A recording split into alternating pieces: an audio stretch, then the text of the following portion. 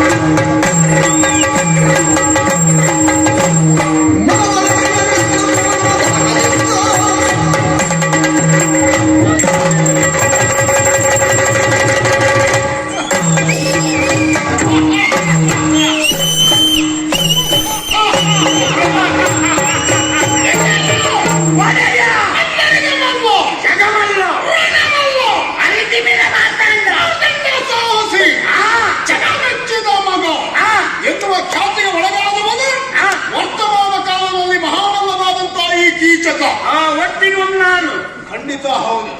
ವಿಜಯ, ಇಂತಹ ನೆಗಳತೆಗೆ ನಾವು ಪಾತ್ರರಾಗುವುದಕ್ಕೆ ಕಾರಣ ಏನು? ಕಳೆದ ಕೆಲವು ದಿವಸಗಳ ಹಿಂದೆ ನಾವು ಕೈಗೊಂಡಿರುವಂತಹ ಧರೆಯ ದಿಗ್ವಿಜಯ, ಅದಕ್ಕೂ ನಿಂತ ಮಂಡಲಾದ ಬರಬಂಡೆ ಅವರಿಂದಲೇ ಕಪ್ಪ ಕಾಣಿಕೆಗಳನ್ನು ತಂದಿದ್ದೇವೆ. ತಂದಿರುವ ಅಪಾರ ಪ್ರಮಾಣದ ಕಪ್ಪ ಕಾಣಿಕೆಗಳನ್ನು ಅಕ್ಕ ಸುದೇಶ್ನಾದೇವಿಯ ಭಂಡಾರಕ್ಕೆ ಒಪ್ಪಿಸಿದ್ದೇವೆ. ಒಳ್ಳೆ ಕೆಲಸ ನೀವು ಮಾಡಿದ್ದೀರ.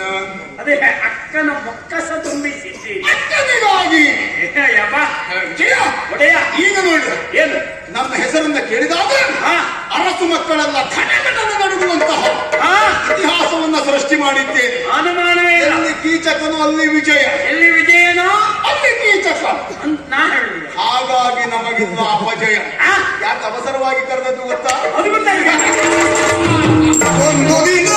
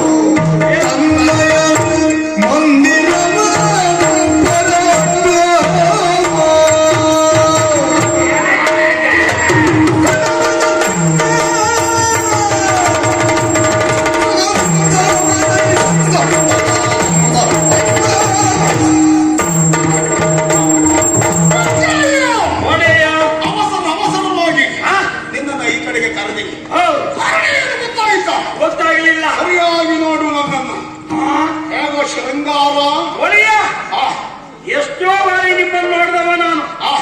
ಯಾವತ್ತೂ ಹೀಗಿರ್ಲಿಲ್ಲ. ಇವತ್ತು ಶೃಂಗಾರ ಅಂದ್ರೆ ಶೃಂಗಾರ ಅದ್ಭುತ ಹೇಗಾಗಿದೆ. ತಲೆಯಲ್ಲಿದ್ದಂತ ಮುಂಡಾಸು ಒಡೆಯ, ಕೆಲವರೆಲ್ಲ ಕಟ್ಕೊಂಡು ಬರೋದುಂಟು. ಅಲ್ಲಿ ಕಟ್ಟೋರಿದ್ದಾರೆ ಎನ್ನುವ ಕಾರಣಕ್ಕಾಗಿ ಎರಡು ಹೆಚ್ಚಾಕೊಳ್ಳುದು ಹಾಗೆ ಹೇಳೋದು ಹೌದು. ಬರುವಾಗ ಒಬ್ರು ಚೂಡಿ ಹೊತ್ಕೊಂಡ್ ಬಂದವ್ರೆ. ಉಲ್ಲಾಸ ಕಟ್ಕೊಂಡಾಗಲ್ಲ, ನಿಮ್ಮಂತ ಹಾಗಲ್ಲ. ಅದು ಹುಟ್ಟಿ ಬಂದಿದೆಯದು ನಿತ್ಯ ವಾಸವಾಗ್ತಾ ಇದೆ.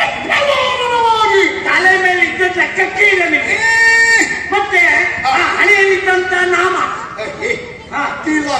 ಅದೇ ನಾಮ ಹಾಕುವವರು ನಿಮ್ಮ ನೋಡಿ ಕಲಿಬೇಕು. ಅಷ್ಟೇ ಚಂದ. ತಿಲಕವನ್ನ ಧರಿಸುವುದು ಹೇಗೆ ಎನ್ನುವುದಕ್ಕೆ ನಾನು ಉದಾಹರಣೆ.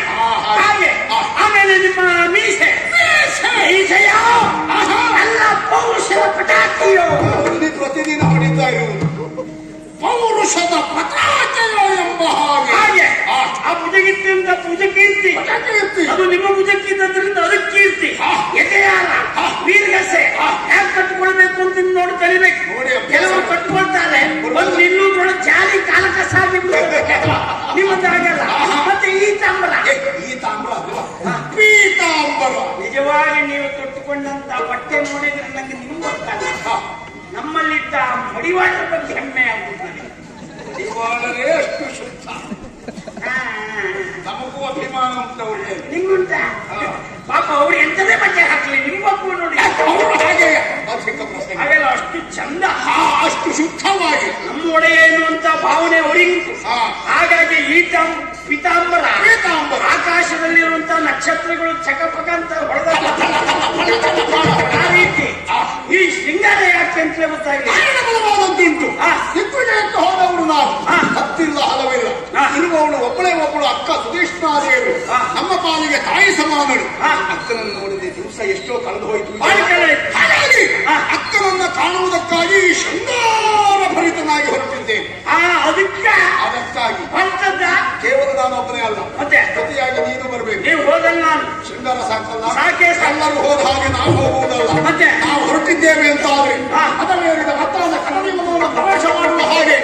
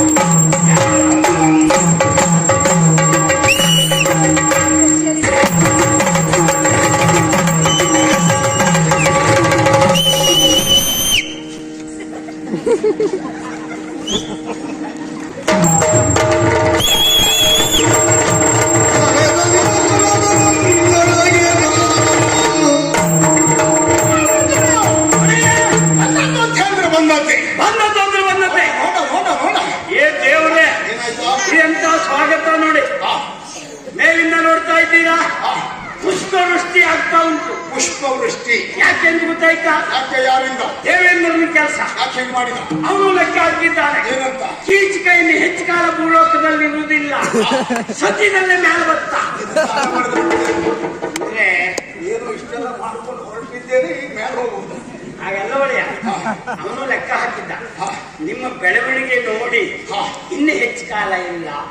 ಅಂದರೆ ಭೂಲೋಕದಲ್ಲಿ ಕಾರ್ಯ ಎಲ್ಲ ಮುಗಿದಿದೆ ಮುಗಿಸಿ ಆ, ದೇವಲೋಕಕ್ಕೂ ಆಕ್ರಮಣ ಮಾಡ್ತಾನೆ. ಆ, ದಿಗ್ವಿಜಯಾರ್ಥಿಯಾಗಿ ಆ, ದೇವಪಟ್ಟಣದಲ್ಲಿ ಕೂತ ನನ್ನ ಕೈ ಹಿಡಿದು ಎಳೆದು ಬಿಸಾಡಿ ಕೂತ್ಕೊಳ್ಳೋ ಯೋಗ್ಯತೆ ಇರುವುದು ಕೀಚಕನಿಗೆ. ಆ ರಗಳೆ ಬೇಡ ಅಂತ ಪುಷ್ಪವೃಷ್ಟಿ ಮಾಡ್ತಾ ಇದ್ದ. ಇರ್ತದೆ. ಹಾ. ಅದಲ್ಲ ಹಾ. ದೇವೇಂದ್ರ ನನ್ನನ್ನು ಪ್ರಸನ್ನೀಕರಿಸಿಕೊಳ್ಳುವುದಕ್ಕೆ ಹಾ. ಈ ರೀತಿ ಪುಷ್ಪವೃಷ್ಟಿ ಮಾಡಿದ ಕಾರ್ಯ ಅಲ್ಲವೇ ಅಲ್ಲ. ಹಾ. ನೋಡಿದೇನು ಹಾ. ರಾಜಬೀದಿಯಲ್ಲಿ ಹಾ.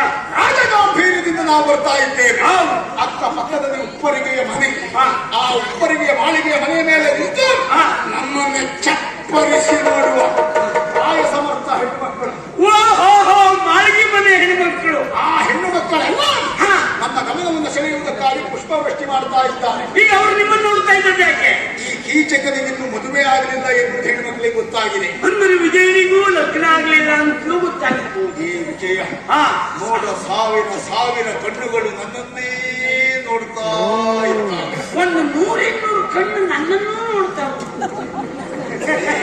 ಹಾ. ಅವರೆಲ್ಲ ನಮ್ಮನ್ನು ನೋಡ್ಲಿ, ಹಾ. ನಾವೆಲ್ಲ ಅವ್ರು ನೋಡ್ದಲ್ಲೆಲ್ಲ ನೋಡ್ತಾ ನಿಲ್ಲುವವರ ಛೇ, ನಿಮ್ಮ ಅಭ್ಯಾಸ ಅದು ಅಲ್ವೇ ಅಲ್ಲ. ಅಲ್ಲವೇ ಅಲ್ಲ. ನನ್ನದು ಹಾಗಲ್ಲ.